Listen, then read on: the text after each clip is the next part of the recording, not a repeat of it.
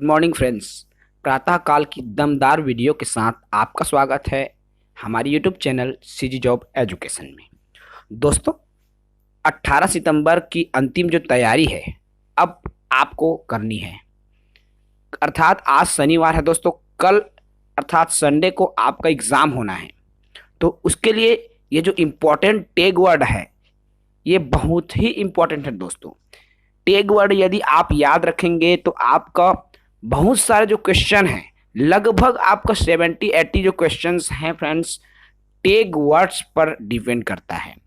ठीक है, तो यदि आपने टैग वर्ड को समझ लिया तो यह केवल बाल विकास में ही नहीं बल्कि हिंदी शिक्षण शास्त्र, अंग्रेजी शिक्षण शास्त्र, पर्यावरण शिक्षण शास्त्र और अन्य विषयों के जो भी शिक्षण शास्त्र है उनके लिए उपयोगी है। तो बिल्कुल देर न करते हुए हम वीडियो की शुरुआत करते हैं। ये दो जो टैग वर्ड मैं आज इस वीडियो में बता रहा हूं दोस्तों, दोनों पेपर के लिए है। जी हाँ, प्राइमरी और मिडिल वाले दोनों कैंडिडेट के लिए ये समान रूप से इम्पोर्टेंट है। तो चलिए देर न करते हुए हम शुरू करते हैं। देखिए, टैग वर्ड इसमें एक साइड आपको दिख रहा होगा निगेटिव टैग वर्ड और एक साइड आपको दिख रहा होगा पॉजिटिव टैग वर्ड। ठीक है दोस्तों, देखिए यदि ऑप्शन निगेटिव में आ रहा है तो वो चीज़ें कभी भी आंसर नहीं होगी, उसको तो आप डायरेक्ट काट देंगे। ठीक है, 4 ऑप्शन दिया रहता है, उनमें से जो चीज़ें निगेटिविटी को इंगित करता है उनको आप बिल्कुल काट देंगे, वो कभी भी आंसर में नहीं होगा। तो यदि विकल्प में केवल, मात्र या सिर्फ जैसी कंडीशन आ रही है तो वह कभी भी उत्तर नहीं होगा दोस्तों। यदि दंड या सजा की बात ऑप्शन में दिया जा रहा हो, किसी भी ऑप्शन में जब भी आप बाल विकास या शिक्षण शास्त्र सॉल्व कर रहे हैं, दंड या सजा जैसे शब्द आपको देखने को मिल रहा है तो वो चीज़ें उत्तर में नहीं आएगा। हाँ, लेकिन यदि प्रश्न ही निगेटिव में पूछा जा रहा हो तब उसी को आपको उत्तर लेना है, इसको याद रखें। अगला है रटना, याद करना, कंठस्थ करना या परिभाषा। ये जो चीज़ें यदि ऑप्शन में मिल रहा हो फ्रेंड्स, ठीक है, तो आप उसको गलत कर दें। बिल्कुल वो चीज़ें या वो जो कहना चाहिए विकल्प है उसको पूरी तरीके से हटा दें, क्योंकि वो कभी भी आपका विकल्प नहीं हो सकता जो आंसर में होगा। ठीक है, व्याख्या करना या व्याख्यान करना।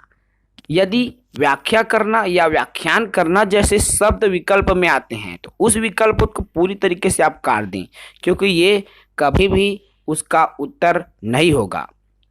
पुस्तक केंद्रित या शिक्षक केंद्रित जैसे शब्द आए वो कतई इसका उत्तर नहीं होगा दोस्तों, क्योंकि शिक्षण शास्त्र कभी भी पुस्तक केंद्रित की बात नहीं करता। वो तो सिर्फ बात अगर करता है तो वह है चाइल्ड सेंटर्ड, बाल केंद्रित शिक्षा की। ठीक है, अगला पॉइंट इसी पे देखिए, निष्क्रिय।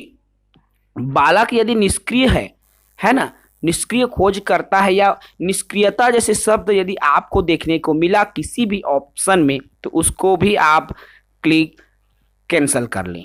ठीक है, खाली प्लेट या कोरी पट्टियां। देखिए, बालक कभी भी खाली प्लेट या कोरी पट्टियां नहीं है। अगर ऐसे शब्द आपको किसी विकल्प में देखने को मिलता है दोस्तों तो उसको भी आप बिल्कुल हटा देंगे। अगले हम इस पर और बात करें तो देखिए, लैंगिक असमानता। यदि आपको लैंगिक असमानता जैसे शब्द देखने को मिल रहा हो, ठीक है, तो उस चीज को हटा देंगे, क्योंकि लैंगिक असमानता, लैंगिक पूर्वाग्रह वाले जो चीजें हैं वो पूरी तरीके से निगेटिविटी को इंगित करता है। हतोत्साहित या निरुत्साहित जैसे शब्द आपको यदि ऑप्शन में देखने को मिलता है तो आप उसको भी हटा देंगे, क्योंकि ये भी आपका विकल्प में नहीं आएगा। ठीक है, समावेशी शिक्षा या शिक्षा। देखिए, समावेशी शिक्षा या शिक्षा ये प्रश्न के ऊपर डिपेंड करता है दोस्तों।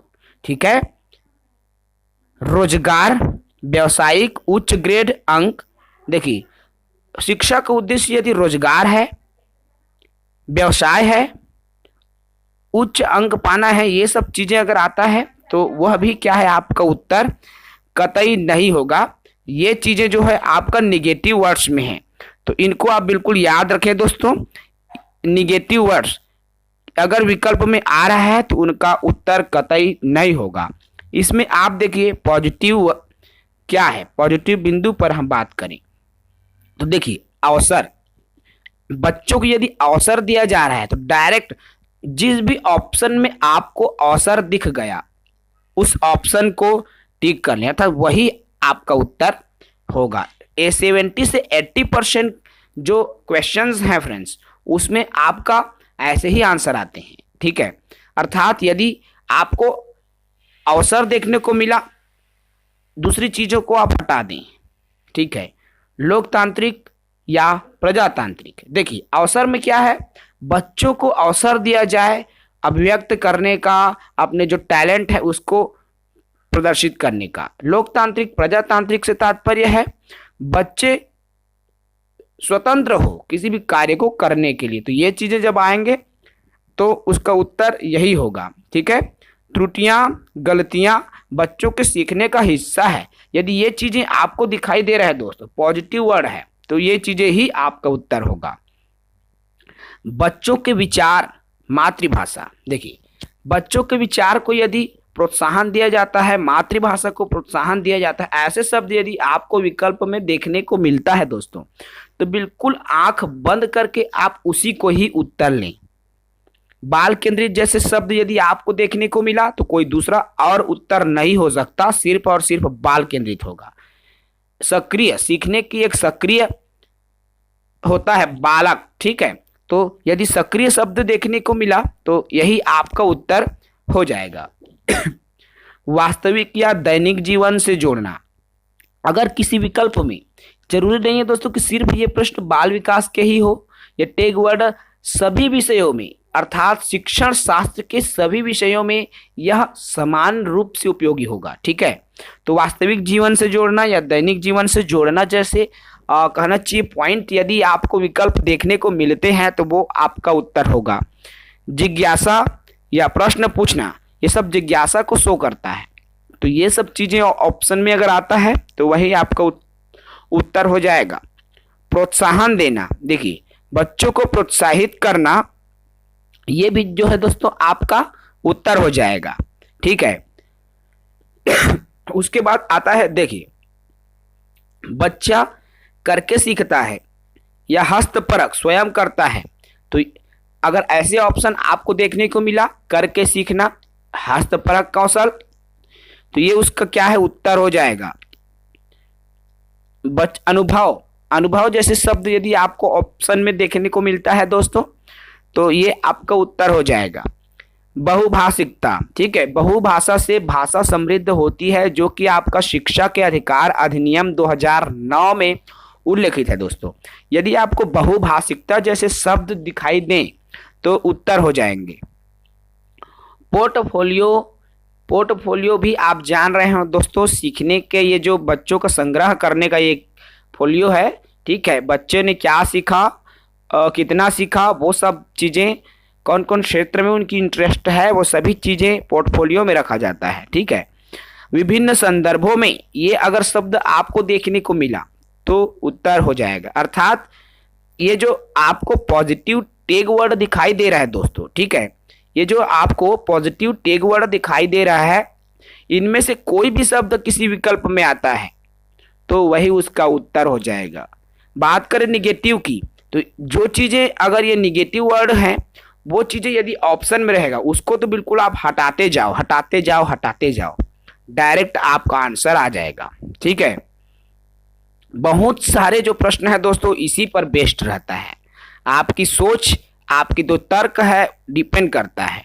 देखिए आपने 2 साल बीएड या डीएड में थ्योरी की पढ़ाई कर ली है, साथ ही साथ टेट की परीक्षा में भी आप इतना थ्योरी पढ़ते हो, अब गया थ्योरी का ज़माना।